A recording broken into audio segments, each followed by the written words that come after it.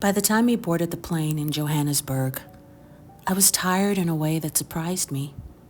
Not drained or worn out, but full. Full from the trip. Full from being back in South Africa for the first time since I was a child. Full from the memories I hadn't realized were still living in my body. I took my seat in the center row, slipped on my headphones, and leaned back.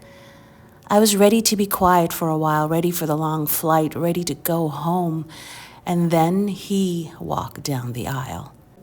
Tall, dark, calm in his body, not flashy, not loud, just present. When he slid into the seat beside me, close enough that our arms had almost touched, I felt myself become aware of my own body in a way I hadn't in a long time.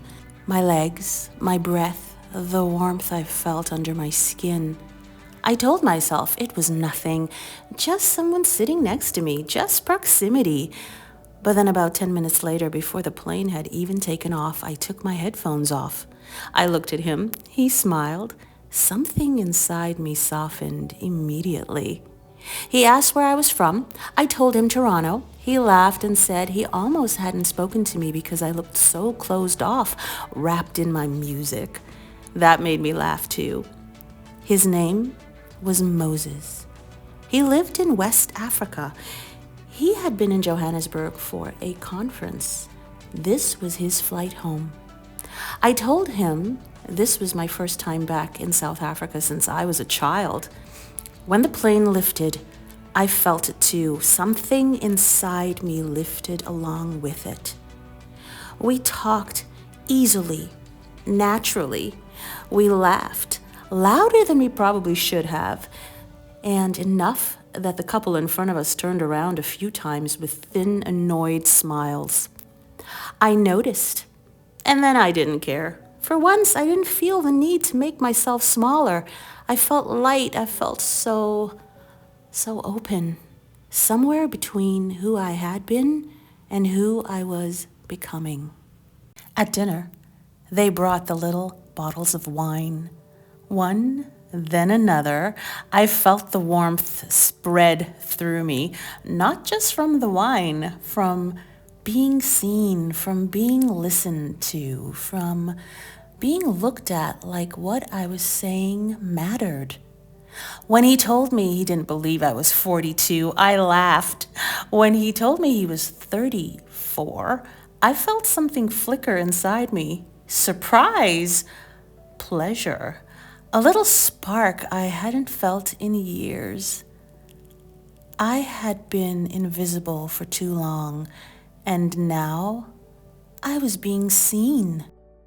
After the trays were cleared, the cabin lights dimmed. Everything softened, the space, the air, even me. He turned toward me and asked quietly if he could kiss me.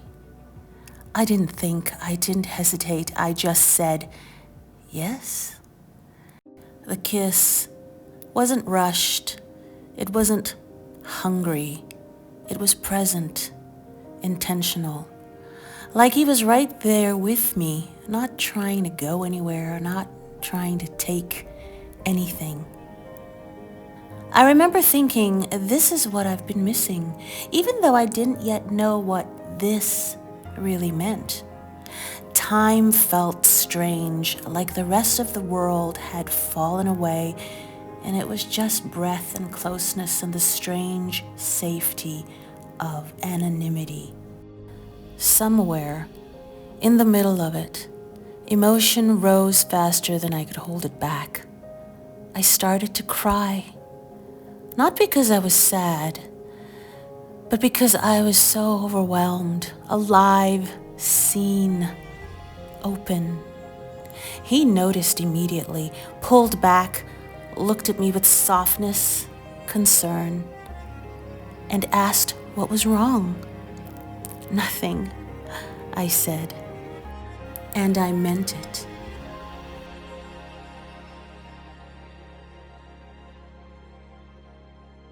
At one point, I pulled back just enough to take a breath and notice her, a woman a few rows ahead, turned slightly in her seat, watching us. Her face was tight, judging. I could almost feel the thoughts behind it. For a moment, I felt the old instinct to shrink, to hide, to remember where I was, what was acceptable. And then I didn't. I smiled softly, almost to myself, and whispered to him that someone was watching. He smiled, pulled the blanket over us, and just like that, the rest of the plane disappeared again. When we landed in West Africa, reality returned quietly. I watched him stand and take his bag from the overhead compartment. I could see it in his eyes before he asked, "Are you sure?" For a moment, I wasn't. I imagined stepping off the plane with him, a night without plans, no rules, choosing desire fully, without hesitation. And then I stayed in my seat. Not because I was afraid, but because I knew something I hadn't known before. This moment had already given me what I needed. And as he walked down the aisle, I felt a brief ache, soft grief for what would never happen. But underneath, it was something steadier, something full. I hadn't lost anything, I had found something. Sitting there, I realized I wasn't closed, I wasn't finished, I wasn't too old or too broken. I wasn't watching life from the sidelines anymore. I was still here. I could feel, I could choose. I was alive. And that stayed with me long after the plane lifted off again.